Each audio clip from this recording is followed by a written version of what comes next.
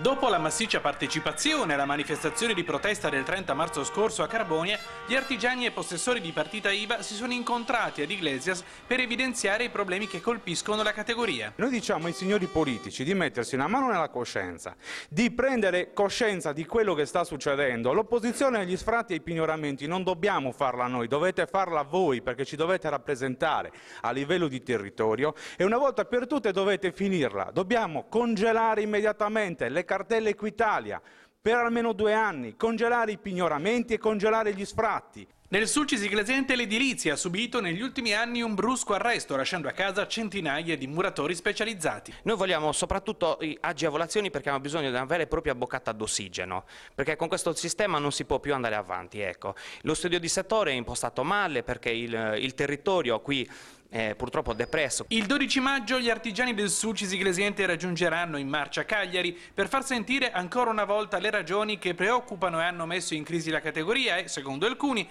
anche la nuova proposta dell'apprendistato creerà problemi alle aziende. L'apprendistato è stato ucciso 20 anni fa. Ma perché invece di finanziare i soldi per gli artigiani non ci mettono in condizioni di tenere gli operai che abbiamo, che dobbiamo licenziare?